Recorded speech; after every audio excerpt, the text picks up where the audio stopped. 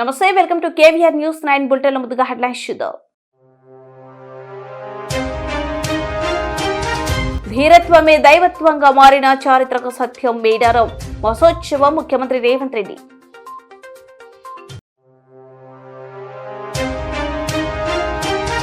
రాష్ట్ర ప్రభుత్వ వైద్య విద్య రంగాలకు ప్రాధాన్యత ఇస్తుంది ముఖ్యమంత్రి రేవంత్ రెడ్డి.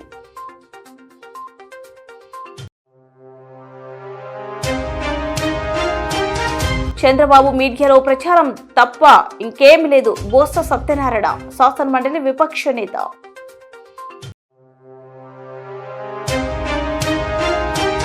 తెలుగు జాతి గుండె చప్పుడు ఎన్టీఆర్ గుడివాడ ఎమ్మెల్యే వెనిగండ్ల రాము.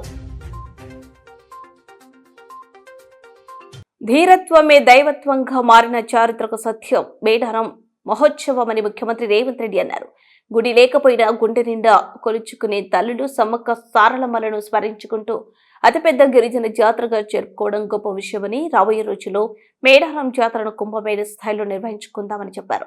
100 రోజుల్లో రాతి కట్టడాలతో తల్లులు ప్రాంగణాన్ని అభివృద్ధి చేసి మేడారం ఆలయాన్ని గిరిజనుల కోసం సజావుగా తీర్చిదిద్దామని,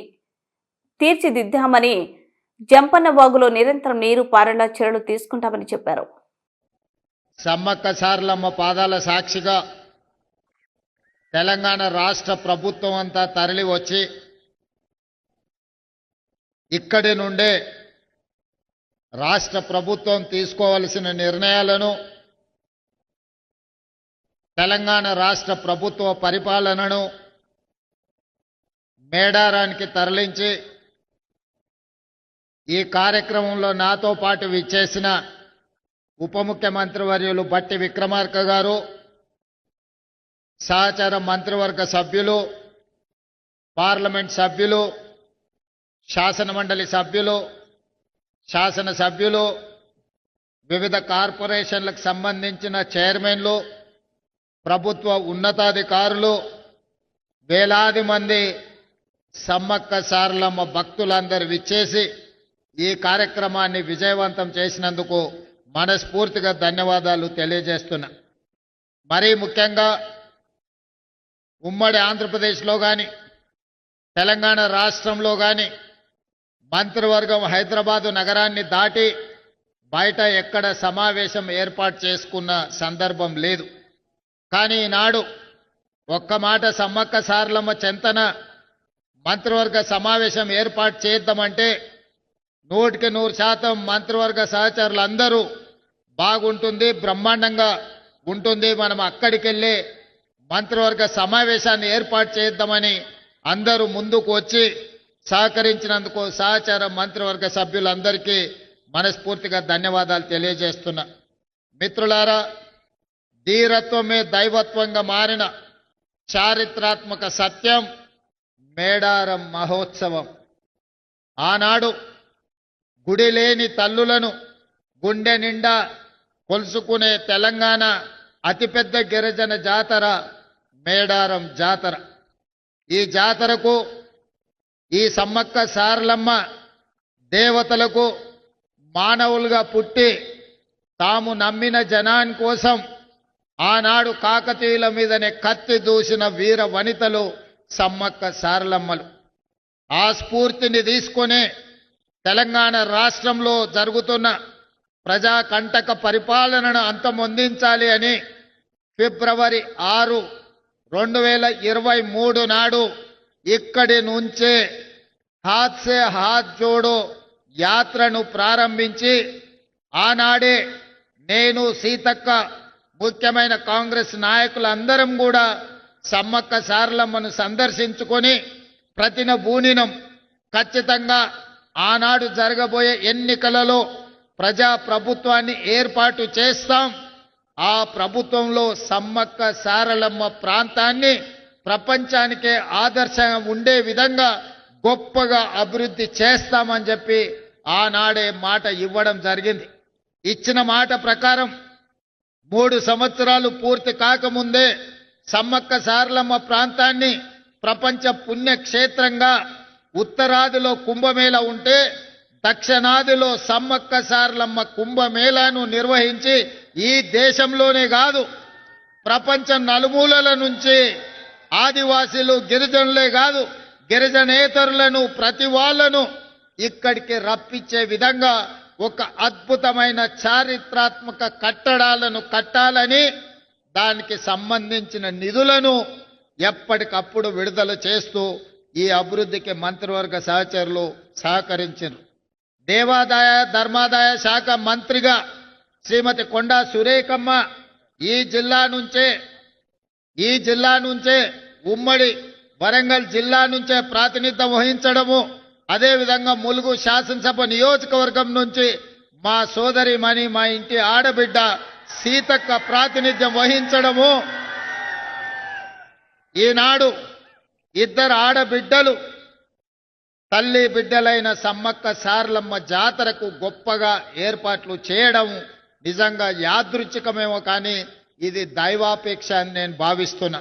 ఇద్దరు ఆడబిడ్డల నేతృత్వంలో ఈ జాతరకు అద్భుతమైన ఏర్పాట్లు చేసే అవకాశం దేవుడు నాకు మా సోదరిమణులకు ఇచ్చిండ్రు. ఇది అరుదైన సందర్భము, ఇది ఒక అద్భుతమైన సన్నివేశం.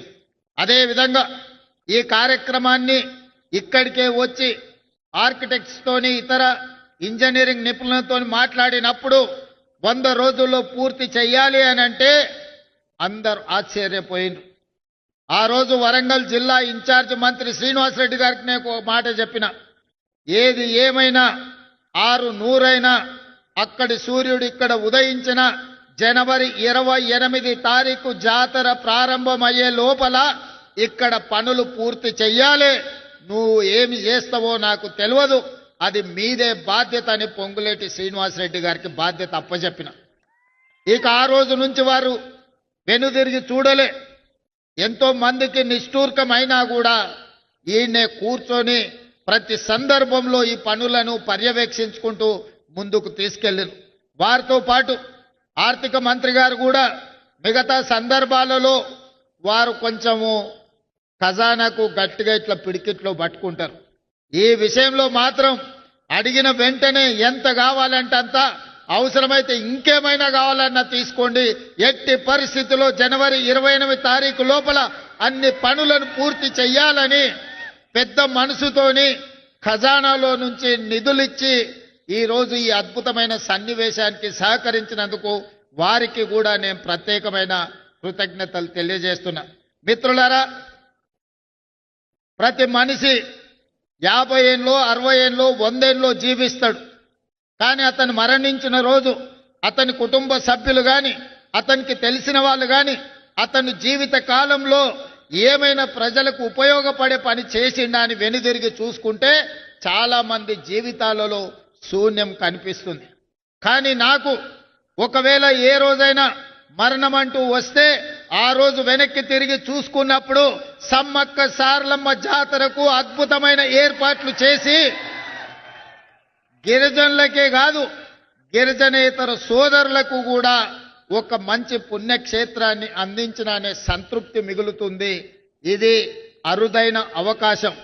800 సంవత్సరాల చరిత్ర కలిగిన సమ్మక్క సారలమ్మలు కాకతీయులపై పౌరుషాన్ని ప్రదర్శించి కాకతీయుల మీదనే కత్తి దూసిన ఆడబిడ్డలకు గొప్పగా ఈ ఏర్పాట్లు చేయడము నాకు జీవితకాలం గుర్తుండిపోయే సందర్భం. అందుకే ఈనాడు మొత్తం మంత్రివర్గాన్ని రాష్ట్ర ప్రభుత్వాన్ని ఇక్కడికి తీసుకొచ్చి సమ్మక్క సారలమ్మ సన్నిధిలో 2023 ఫిబ్రవరి 6 తారీఖు నాడు ఏ మొక్కైతే మొక్కినమో ఈనాడు ఆ మొక్కును చెల్లించుకున్నాము. ఈ సంతృప్తి జీవితకాలం గుర్తుంటుంది. ఖచ్చితంగా ఇక్కడ ఒక తిరుపతి స్థాయిలో ఒక కుంభమేళ స్థాయిలో భక్తులు నిరంతరం ఇక్కడికి వస్తూనే ఉంటారు. వాళ్ళకు కావలసిన ఏర్పాట్లన్నిటిని కూడా ఈ రోజు అభివృద్ధి చేస్తాం. జంపన్న వాగు అభివృద్ధే కాదు, ఈ ప్రాంతంలో పుణ్యక్షేత్రాన్ని దర్శించుకోవడానికి వచ్చే వాళ్లకు అన్ని రకమైన వసతులను ఈ రోజు మనం చేసుకోదలుచుకున్నాం. అదేవిధంగా రామప్ప నుండి లక్కవరం వరకు పైప్ లైన్తో జంపన్న వాగులో నిరంతరం నీళ్లు ఇస్తాం. దీనికి సంబంధించిన నిధులు కూడా భక్తులకు ఎప్పుడు కూడా భక్తులకు స్నానాలు చేయడానికి పవిత్ర స్నా రాష్ట్ర ప్రభుత్వం వైద్య విద్య రంగాలకు ప్రాధాన్యత ఇస్తుందని ముఖ్యమంత్రి రేవంత్ రెడ్డి పునరుద్ఘాటించారు. జపాన్, జర్మనీ, దక్షిణ కొరియా వంటి విదేశాలలో నర్సింగ్ విద్యార్థులకు ఉన్న అవకాశాలను ప్రస్తావిస్తూ ఆ అవకాశాలను సద్వినియోగం చేసుకోవడానికి వీలుగా తెలంగాణ నర్సింగ్ విద్యార్థులకు ప్రభుత్వం భాషా శిక్షణ అందిస్తుందని చెప్పారు. ఖమ్మం జిల్లాలో ప్రజాపాలన ప్రగతి బాట కార్యక్రమంలో భాగంగా ముఖ్యమంత్రి పాలేరు ప్రభుత్వ నర్సింగ్ కళాశాల విద్యార్థులను ఉద్దేశించి ప్రసంగించారు. పాలేరు నర్సింగ్ కళాశాలతో పాటు కుసుమంచి 100 పడకల ఆసుపత్రి, మద్దులపల్లి కొత్త మార్కెట్ యార్డును ముఖ్యమంత్రి ప్రారంభించారు. మున్నేరు, పాలేరు అనుసంధాన కాలువ, జేఎన్టీయూ కళాశాల నిర్మాణాలకు శంకుస్థాపన చేశారు. నర్సింగ్ కళాశాల విద్యార్థులకు మీ టీచింగ్ స్టాఫ్కి అందరికి కూడా నూతన భవన ప్రారంభోత్సవ శుభాకాంక్షలు. ప్రధానంగా రాష్ట్ర ప్రభుత్వానికి ప్రాధాన్యతలో ఎడ్యుకేషన్ అండ్ హెల్త్, పేద ప్రజలకు రాష్ట్ర ప్రభుత్వం అందించగలిగింది నాణ్యమైన విద్య, నాణ్యమైన వైద్యం. ఈ రెండింటిని ప్రాధాన్యత క్రమంలో పెట్టుకొని ఈరోజు రాష్ట్ర ప్రభుత్వం అన్ని రకాల ప్రయత్నాలు చేస్తున్నది. నూతనంగా బీఎస్సీ నర్సింగ్లో జాయిన్ అయిన మీ అందరికీ అభినందనలు తెలియజేస్తూ, మీ అందరికీ నా సూచన ఒక్కటే: సమాజంలో వైద్యానికి, వైద్యుడికి ఉన్న ప్రాధాన్యత అందరికంటే మొదటి ప్రాధాన్యతగా చూస్తారు. ఆరోగ్యం బాగలేనప్పుడు, ప్రాణ సంకటం వచ్చినప్పుడు ప్రజలు వచ్చేది వైద్యుడి దగ్గరికి. దేవుడి మీద ఎంత నమ్మకం ఉంటుందో వైద్యుడి మీద కూడా అంతే నమ్మకం, విశ్వాసం పెట్టుకొని మీ దగ్గరకు వస్తారు. మీ ఉద్యోగ ప్రయాణంలో మీ నిర్లక్ష్యము ఒక ప్రాణం ఖరీదుగా మారొచ్చు ఒకసారి. ఆ ప్రాణం ఆ కుటుంబానికి 100% జీవనాధారం కూడా అయి ఉండొచ్చు. కాబట్టి మీ విధి నిర్వహణలో మీకు వ్యక్తిగతంగా ఏవైనా సమస్యలు ఉండొచ్చు, వ్యక్తిగతంగా మీ అయిష్టాలు ఉండొచ్చు.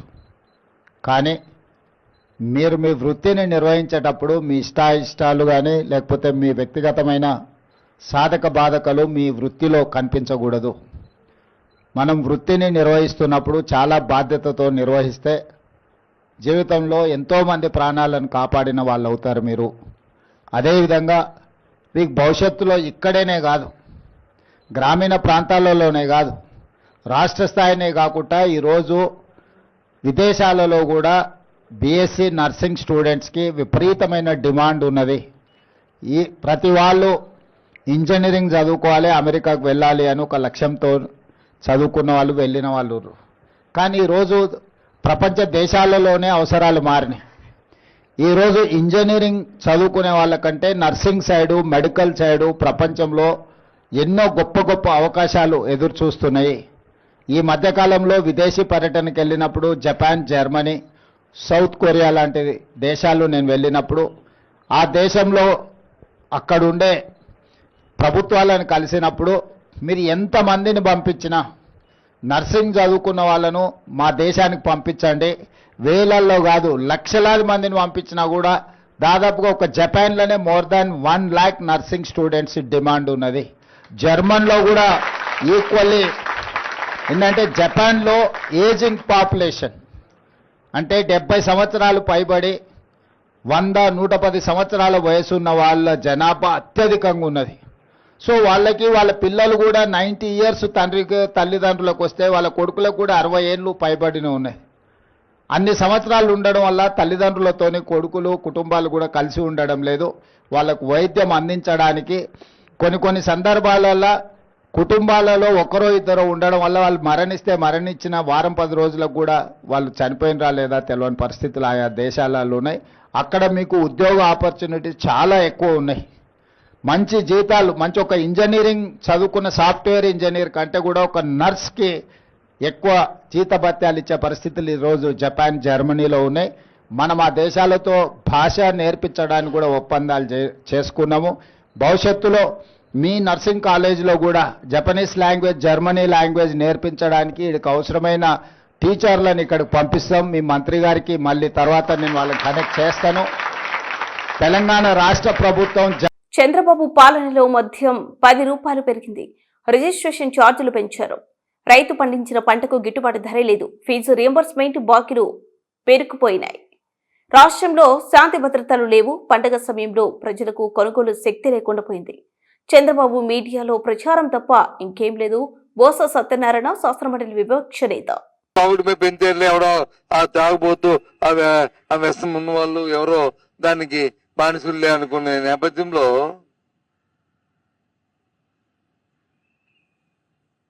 భూమి తాలూకా విలువలు పెంచి రాష్ట్ర ఆదాయం కోసం సంపద కోసం అని పెంచి ఎవరైనా రిజిస్ట్రేషన్ చేసుకుంటే షాక్ కొట్టే పరిస్థితుల్లో ఆ భూములు తీసుకొచ్చాడు.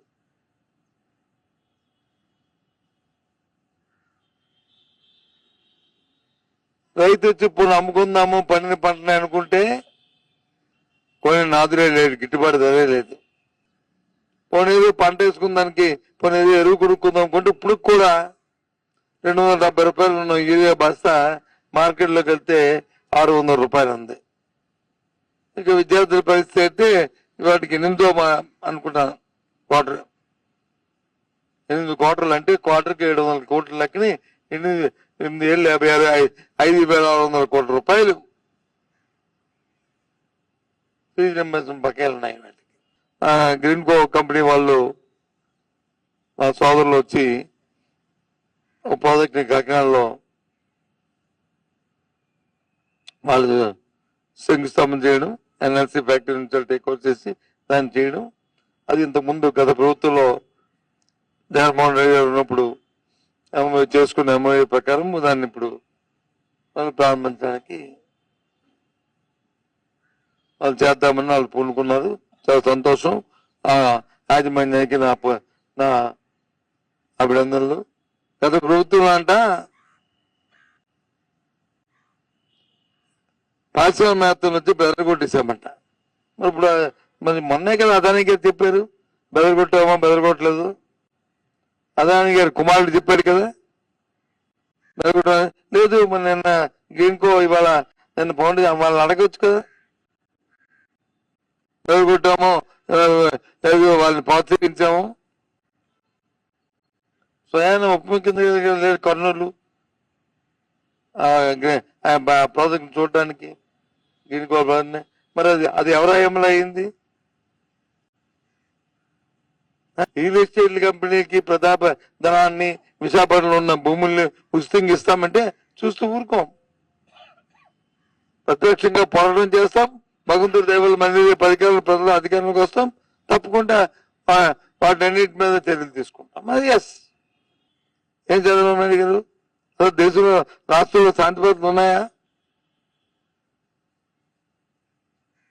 గత 5 సంవత్సరాల కాలంలో ఏ గ్రామంలో అయితే 2 సంవత్సరాలు దేశ ఊరు బహిష్కరణ చేసి కుటుంబాలు 100-200 కుటుంబాలు ఏ గ్రామంలో ఉన్నాయా? చూపెట్టండి, చెప్పండి. ఊర్లోకి వస్తే వాళ్ళని వచ్చి మరలు చేసేస్తారా? ఆ సాల్మనే ఒక కుటుంబాన్ని 2 సంవత్సరాలు ఆ ఊరు బహిష్కరణ అయిపోయి మా భార్య పిల్లలు చూసుకుందామని ఊర్లోకి వస్తే వాడిని బండరాలతో కొట్టి వాడు చచ్చిపోతే ఆ చచ్చిపోయిన శవాన్ని ఊర్లోకి వెళ్ళడానికి వచ్చి ఆ వీళ్ళు అని చెప్పి పోలీసులు అడిగిస్తే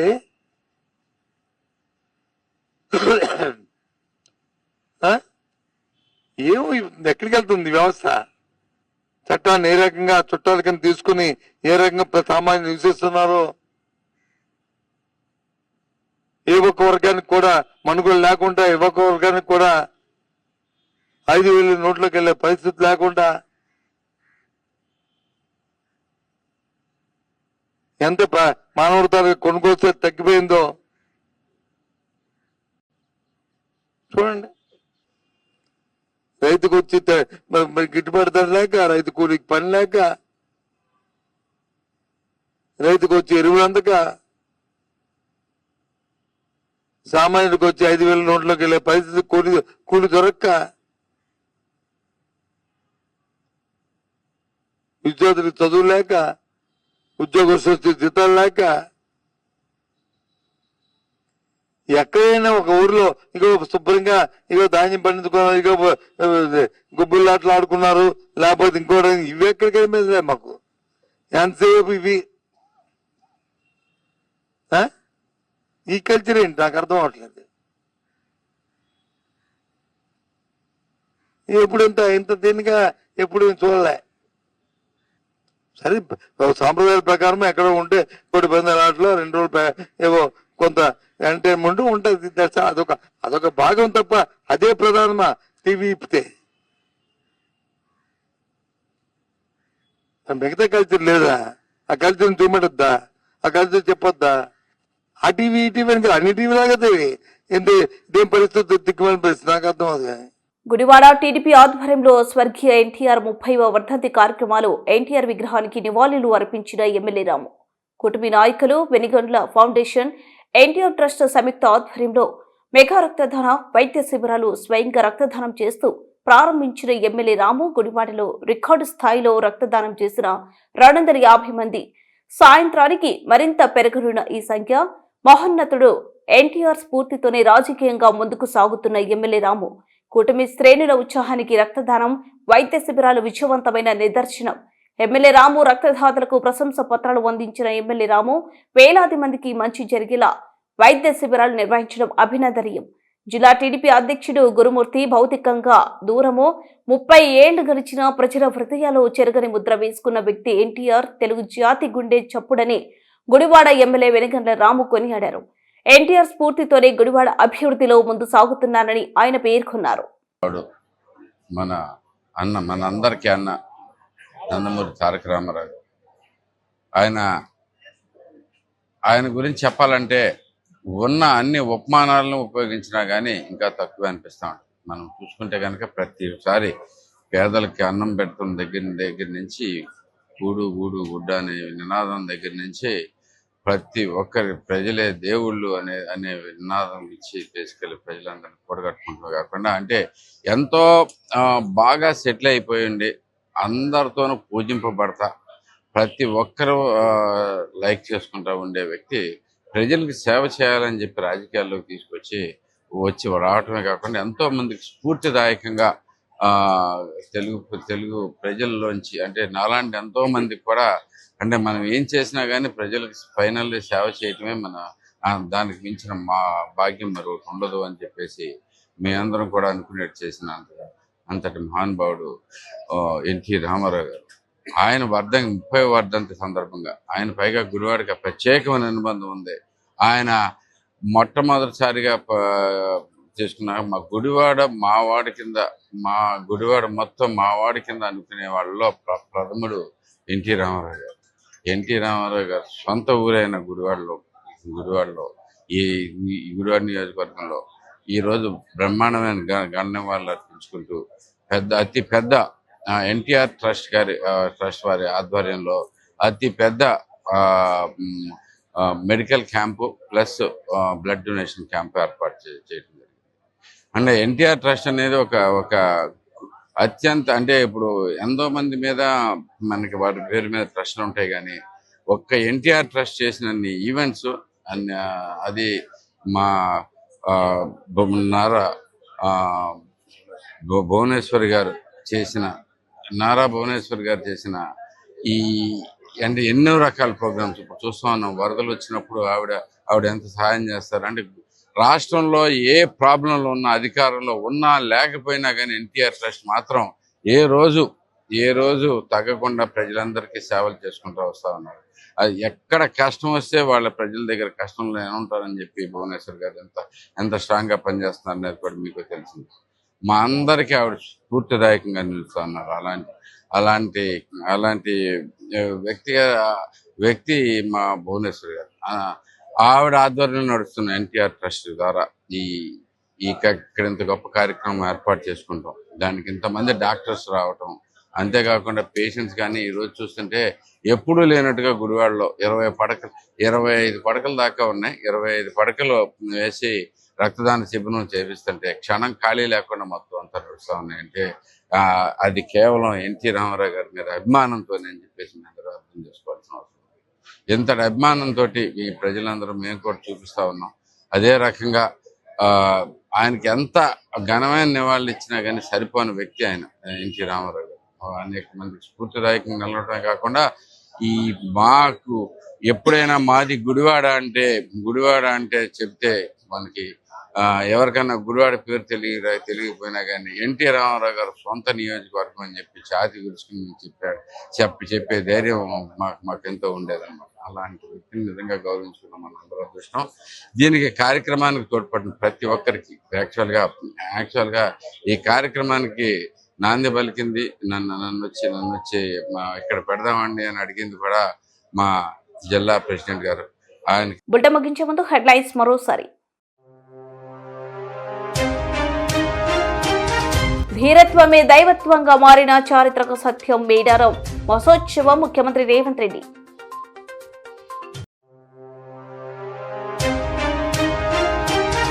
రాష్ట్ర ప్రభుత్వ వైద్య విద్య రంగాలకు ప్రాధాన్యత ఇస్తుంది ముఖ్యమంత్రి రేవంత్ రెడ్డి.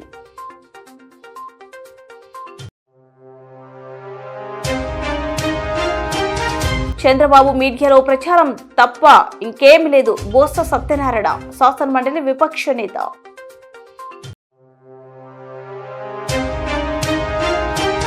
తెలుగు జాతి గుండె చప్పుడు ఎన్టీఆర్ గుడివాడ ఎమ్మెల్యే వెనిగండ్ల రాము.